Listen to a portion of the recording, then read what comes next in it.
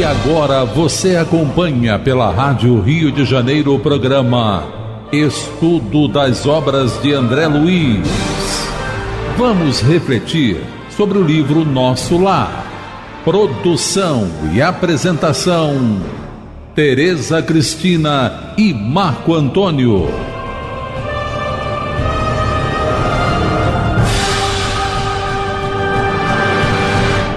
Olá, caros ouvintes da Rádio Rio de Janeiro. Estamos começando mais um programa do Estudo das Obras de André Luiz. Atualmente estudando o livro Nosso Lar, que foi psicografado por Francisco Cândido Xavier pelo espírito de André Luiz. Amigos ouvintes da emissora da Fraternidade, Rádio Rio de Janeiro, novamente estamos aqui para podermos dar continuidade ao estudo da obra Nosso Lar. Nós estamos no capítulo 50, que é o último capítulo do livro Cidadão de Nosso Lar. E no último programa, nós comentávamos sobre o que diz André Luiz, do auxílio que ele teve, do auxílio, né, através da recordação que a dona Laura deu a ele, né, afirmando que o testemunho se deve proceder como a abelha, que acercando-se das flores da vida, que são as almas nobres, no campo das lembranças. Então, comentamos sobre isso, as lembranças dos exemplos das almas nobres que nos dão força no testemunho. E aí comentamos até que somos contemporâneos, né, de Francisco Cândido Xavier e tantos outros, né, Maria Teresa Calcutá, Irmã Dulce, e tantos outros que nos dão exemplos. E tantos outros anônimos também, né, porque a gente só fala nesses aí, mas tem muitos anônimos que a gente vê. Às vezes nós encontramos aí no nosso cotidiano, nos dando exemplos também. Fazendo um paralelo disso aí, nós falamos também da necessidade de também vermos o exemplo daqueles que cometem equívocos como nós, que são detalhados aqui nas obras espíritas, principalmente nas obras de André Luiz. E analisando esses exemplos equivocados, para a gente não fazer a mesma coisa. Então agora nós vamos partir para o terceiro parágrafo. Isso. Iniciando agora o terceiro parágrafo. Apliquei ao meu caso o proveitoso conselho e comecei recordando minha mãe. Então ele vai falando da questão da necessidade da lembrança dos bons exemplos para nos dar força no testemunho. Ele começa pela mãe dele. Não se sacrificar a ela por meu pai a ponto de adotar mulheres infelizes como filhas do coração? Porque, recordando, né, o que foi dito aqui na obra Nosso Lar, a mãe do André Luiz, ela aceita vir mãe das duas amantes do pai. Pede, né? Ela pede, aceita não, ela pede. Ela pede. E que o espírito já elevado pede é o que Jesus quer, que não é normalmente o que acontece conosco. E pega esse exemplo, né? Nosso lar estava repleto de exemplos edificantes. A ministra veneranda trabalhava séculos sucessivos pelo grupo espiritual que lhe estava mais particularmente ligado ao coração. Também lemos isso, que a ministra trabalha vários séculos. Acho que é 800 anos, né? Por aí, mais ou menos. 800 anos esperando pessoas do grupo espiritual, vamos dizer assim, da família espiritual que dela. Estão atrasados. E estão meio que atrasados, né? E aí a gente, até na época, eu lembro que a gente comentou que também fazemos parte de uma família espiritual que tem gente que já foi embora, já adiantou. Já está até em outro planeta. Aquele desenho, Buzz Lightyear, né? Infinito e além, já foi embora e a gente já está por aqui no rame-rame. Vamos lá. O importante é não desistir. Nunca. Vamos lá. Devagar e sempre. Devagar e sempre.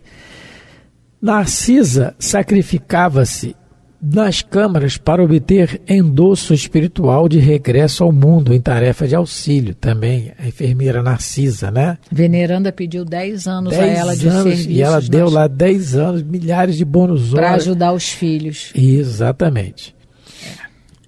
E a expressão de fraternidade de demais amigos da colônia. Não, desculpa, eu pulei. A senhora Hilda vencer o dragão do ciúme inferior. Com a Luciana. Com a Luciana, exatamente. Então, quase que ela vira obsessor também da família lá. E aí, a gente também colocou aqui, o André Luiz não colocou, mas a gente recordou aqui, do capítulo 40, em que ele reencontra a Elisa, a quem ele prejudicou de uma certa maneira, e ele é um exemplo que a gente pode colocar aqui. Não. Exatamente, porque a gente também tem que lembrar disso, conforme a gente colocou no programa passado. Os bons exemplos não dão força, mas os maus exemplos também são situações para a gente meditar e não fazer a mesma coisa que o outro fez. Então, da Elisa, a quem ele prejudicou, e que ele... E ela fala, a Elisa fala, que ele pergunta a ela, você o odeia? Porque a Elisa é aquela menina que ele prejudicou. Foi empregada doméstica na casa dele, ele abusou dela. E aí ela foi embora e tal. E ela foi para a rua. E ele não sabe o que aconteceu com ela. Aí ele reencontra ela no nosso lar.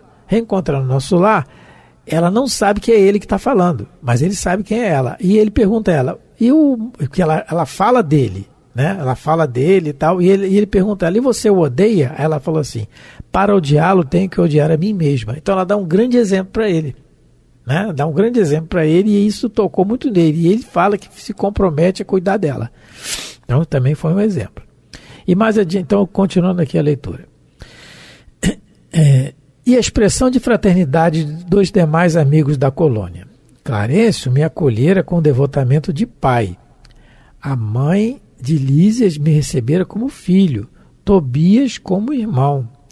Cada companheiro de minhas novas lutas me oferecia algo de útil à construção mental diferente, que se erguia célere no meu espírito, porque a gente se recorda que logo depois que ele foi atendido, quando ele chega do umbral e muito bem tratado, ele foi diagnosticado, fazem um exame dele, dizem que ele veio pelo suicídio, ele fica indignado, depois explicam a ele quer ser médico e tal. Bom, vai todo o aprendizado inicial, mas ninguém o aponta o dedo nos seus erros. E isso depois ele reconhece, de uma certa maneira, ou entre aspas, o incomoda. Poxa, ninguém está perguntando o que eu fiz de errado, e eu fiz coisa de errado. Por que ninguém acusa a mim? Isso o incomoda.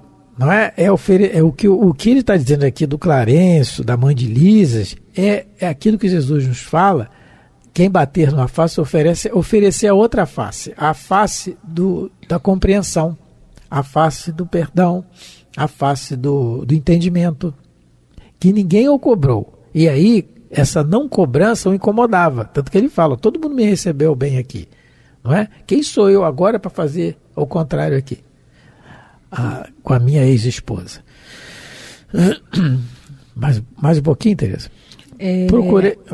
Não, antes eu queria comentar que o André Luiz, ele tá começando, né, a desenvolver a grande virtude do desinteresse pessoal. Então, no Livro dos Espíritos, na pergunta 893, Kardec indaga, né, aos espíritos, qual a mais meritória de todas as virtudes? Aí os espíritos respondem, todas as virtudes têm seu mérito, porque indicam o progresso no caminho do bem. Há virtude sempre que há resistência voluntária ao arrastamento das más tendências. Mas a sublimidade da virtude é o sacrifício do interesse pessoal pelo bem do seu próximo. Aqui, não é? Sem segundas intenções. Então, aqui a gente está vendo que o André Luiz, ele está realmente, vamos dizer assim, entre aspas, se sacrificando pelo bem do próximo, pelo bem da Zélia, principalmente pelo bem do Ernesto, que está doente, obsediado. Então, ele já está conquistando um valor, né, uma virtude que realmente vai fazer com que ele, daqui a pouco, seja considerado não mais um doente em tratamento, mas sim um cidadão em nosso lar. Então, toda vez que a gente consegue se sacrificar para que o outro seja feliz, a gente está melhorando a nossa condição moral, a gente, de alguma maneira, está subindo um degrauzinho na nossa evolução. E é o que o André Luiz está fazendo. Só que as provas realmente dessa virtude, elas vão ser feitas quando a gente estiver encarnado, mas elas existem também no mundo espiritual. A gente agora está vendo, né? Porque a gente tem que acabar com a fantasia de achar que no mundo espiritual a gente vai ficar deitado em cima de uma nuvem, comendo uva e escutando as harpas. Porque nós não vamos. Nós vamos trabalhar como Jesus trabalha até hoje, como Deus também. Primeiro, trabalhar a nossa própria inferioridade, melhorando o nosso caráter, os nossos sentimentos. E vamos trabalhar continuando a ser co-criadores com a divindade. Então, o trabalho é para sempre. E toda ocupação útil é trabalho, então, para todas as eternidades trabalharemos. Temos que tirar essa fantasia. Então, o André Luiz também tem lá no mundo espiritual a sua prova, que é, no caso, né, conseguir acabar com esse egoísmo feroz que ele mesmo diz que tem. Isso realmente é um aprendizado, vamos dizer assim, um aprendizado real para o espírito, o que está acontecendo aqui com o André Luiz. Porque os espíritos nos informam, através do livro, das respostas que eles deram a Allan Kardec no livro dos Espíritos, que a necessidade da evolução é necessária a encarnação. A nossa prova vai vir no corpo. Mas o André Luiz está fazendo um grande aprendizado aqui de resignação, não é? Vencendo um pouco o seu egoísmo, né? Combatendo. Reencontrando a sua família, a sua esposa casada novamente. Então, esse grande aprendizado, ele está fazendo. Agora, isso vai ser concretizado no corpo. Sabe lá Deus como é que os espíritos vão programar a encarnação dele. Então, mais um pouquinho agora. Parágrafo 4. Procurei abstrair-me das considerações aparentemente ingratas que ouvia no ambiente doméstico e deliberei colocar acima de tudo o amor divino e acima de todos os meus sentimentos pessoais as justas necessidades dos meus semelhantes. Olha, esse parágrafo aqui a gente até assim, sublinhou, separado, porque é muito interessante. A Joana de Ângeles nos diz que os nossos familiares são aqueles inimigos queridos que Jesus coloca no nosso convívio para o nosso aprendizado e necessidade nossa para o crescimento interior. Então, esse que ele fala, que ele procurou abstrair das considerações aparentemente ingratas. Por quê? Porque muitas vezes, muitas vezes não, quase sempre a gente se sente vítima da situação. E nós que somos espíritas, a gente tem que analisar diferente, porque vítima realmente nós não somos. Se nós estamos atravessando algum problema no ambiente doméstico, é porque nós colhemos isso no passado. Colhemos não, plantamos. Desculpa, plantamos isso no passado, estamos colhendo agora, isso. Não é? Então, esse aparentemente encaixa bem nisso aqui, que não é. Se alguém sofreu na Terra como vítima, foi Jesus. Nós não.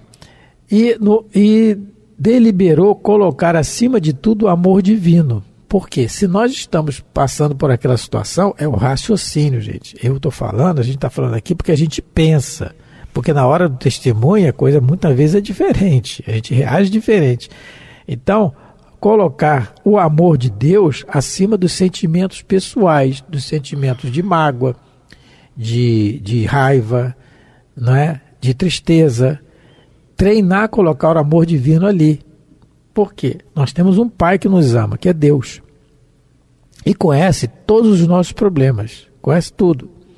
Como o Divaldo Pereira Franco passou por uma situação muito delicada na sua vida, que ele emagreceu muito, foi uma calúnia que fizeram com ele e tal. E aí ele conta que estava muito deprimido, ele estava deprimido. E a Joana fala, meu filho, abre a janela, olha para as estrelas, você é herdeiro disso tudo, você é filho de Deus. Isso aqui, de alguma forma, pertence a você também. Inclusive, isso ela fala numa página do livro Vida Feliz. O universo, de alguma forma, te pertence, porque você é filho do Criador. Então, a gente tem que raciocinar isso para um dia começar a sentir realmente. E ao sentir isso, aí pronto. Aí a gente vai fazer como o Gesiel do Paulo Estevão, não é? Do livro Paulo Estevão, né? Tudo que acontecia com ele, ele respondia com amor. E é o que está falando o André Luiz aqui. Só para terminar o raciocínio, e acima de todos os meus sentimentos pessoais, ajuste as necessidades dos semelhantes, porque às vezes a pessoa tem necessidade de ser assim ainda. Como ela tá agindo ou reagindo, ainda é o necessário para o nível evolutivo dela. Não é? Esse é o raciocínio que a gente tem que procurar ter. A gente vê aqui que o André Luiz ele está mudando o foco de enxergar a vida. Né, ele está mudando o próprio foco, porque até então, quando ele chega em nosso lar, ele só pensa nele, na dor dele e na saudade dele, como nós muitas das vezes agimos assim na vida. O nosso problema é maior que o de todo mundo, a nossa dor não tem igual, não é? A nossa é a pior família, a nossa é o pior emprego, tudo, não é? A gente, muitas das vezes, o nosso comportamento é só de olhar, como se diz, o próprio umbigo.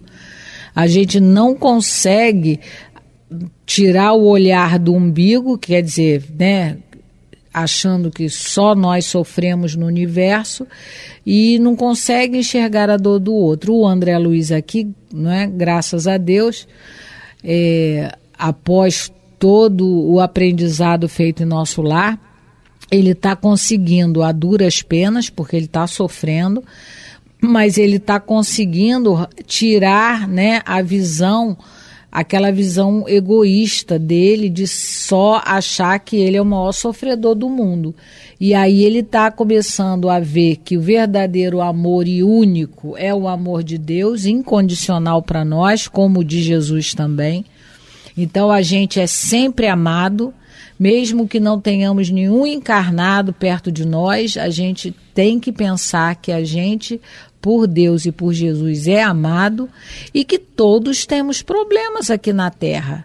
E aí ele está conseguindo mudar, né, esse foco que só era virado para ele agora está olhando o semelhante, ele está realmente meditando naquilo que o Clarence falou para ele. Ó, meu filho, medita nisso. Amar a Deus sobre todas as coisas e ao próximo como a ti mesmo. Quando você conseguir meditar verdadeiramente nessas palavras, tentando senti-las, você vai conseguir ser feliz, você vai conseguir, vamos dizer assim, se dar bem. Então, todos nós, muitas das vezes, estamos num sofrimento muito grande, porque a gente não conseguiu ainda enxergar que nós somos amparados o tempo todo por Deus através dos bons espíritos de Jesus e que todos na Terra têm dificuldades. E como o Marco colocou, a gente tem que entender que o sentimento de cada pessoa é individual. A gente não pode ter essa pretensão de achar que todo mundo tem que pensar e agir como nós e sentir como nós. A gente não pode.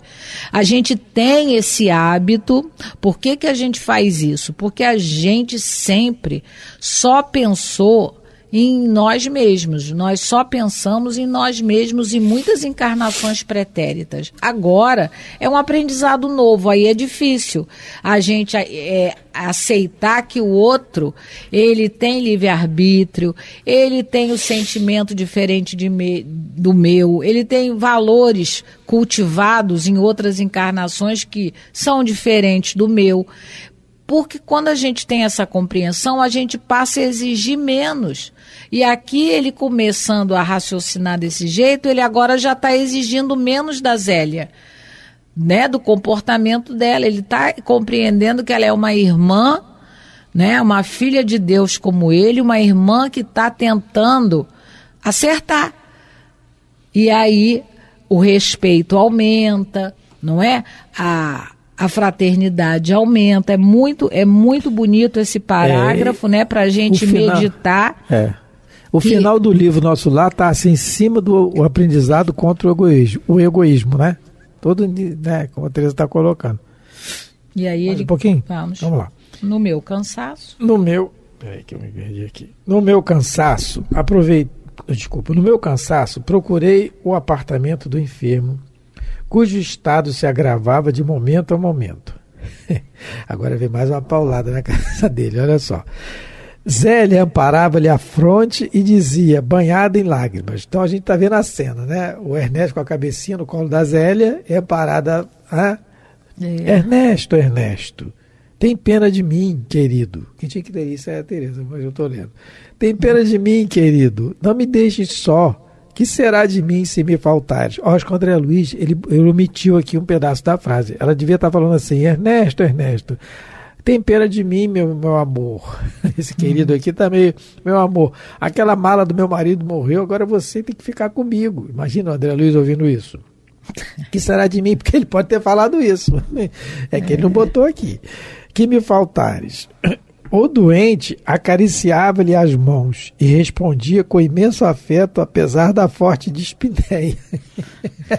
Eu tô rindo, gente, porque a gente tá vendo a cena. Ele sentado, ele olhando e acariciar, Zelinha, eu não vou morrer não, você é minha vida, meu amor. Então, aí ela comenta assim, pois é, você que é meu amor, não era aquela mala que foi embora. Ela tava com medo também dessa coitada. Nova situação, porque a viuvez nos anos 30 era muito diferente da viuvez de hoje, do século XXI, né? Com todas as dificuldades, a gente sabe que a legislação humana dá um apoio muito maior às viúvas e os órfãos, que isso não acontecia na época de Jesus e nem na Idade Média e nem depois. Muito menos, né? Muito menos. Então a gente só vai. Então ela estava preocupada, muito coitada. Menos, ela estava realmente preocupada que se ele desencarna. Como é que é assim? Acho que uma dificuldade maior. Só um trechinho para a gente terminar. Roguei ao Senhor energias necessárias para manter a compreensão imprescindível e passei a interpretar os cônjuges como se fossem meus irmãos. E aí a gente se reporta novamente. Ele virou a chave. Virou novamente aquilo que a Tereza talvez, não sei se foi, já comentou agora, na pergunta 893, quando Allan Kardec pergunta aqui qual a mais meritória de todas as virtudes, que a Tereza leu, a mais meritória de todas as virtudes. E o Espírito responde que toda virtude tem um mérito próprio, né? Há sempre virtude quando há resistência voluntária ao afastamento do mal. Agora, a sublimidade da virtude está no sacrifício do interesse pessoal, pelo bem do próximo, sem pensamento oculto. É que se assenta a mais desinteressada caridade. Então, o interesse pessoal dele ali é a Zélia, é a mulher dele, mas ele está vendo. Mas ele agora virou a chave. Agora eu passei a interpretá-los, os cônjuges, como se fosse meu irmão. Agora ele falou, a Zélia não é minha, nunca foi. Isso. Né? E ele também não é meu inimigo, nunca foi. Ele, muito pelo contrário, ele ajudou a acabar de criar meus filhos. Lembrando que ele está, que é um grande aprendizado para ele, para nós, mas ele está desencarnado, o André Luiz. Essa prova, para tirar 10, ele tem que estar no corpo, hein? Né? Porque, conforme a pergunta 132, o objetivo da encarnação do espírito que Deus lhe impõe a encarnação com o fim de fazê-lo chegar à perfeição. Então Deus nos impõe a encarnação para que a gente passe pelas situações no corpo, porque aí sim a gente vai dar o testemunho real. Mas aqui, poxa vida, olha o progresso que ele já fez. Né? Mas a irmã Clara falou lá para Odila no Entre a Terra e o Céu, né? O grande problema é a gente não ter exercitado, meditado nisso enquanto estava encarnada. Ela fala para Odila, minha filha, foi o teu ciúme durante a encarnação que está te levando a esse comportamento agora depois da morte. Então, se a gente conseguir ir meditando, pelo menos meditando, né, que armazenando essas informações que os espíritos nos trazem para que a gente viva melhor, vai nos facilitar bastante. A gente, não é, mesmo que não consiga fazer, mas sabe qual é o certo. Aí já fica mais fácil, já é um passo. Porque se a gente nem sabe o que é para fazer, não vai fazer nunca. Mas agora a gente já sabe, né? Estamos terminando mais um programa. Hoje nós estudamos o capítulo 50 do livro Nosso Lar. Não é?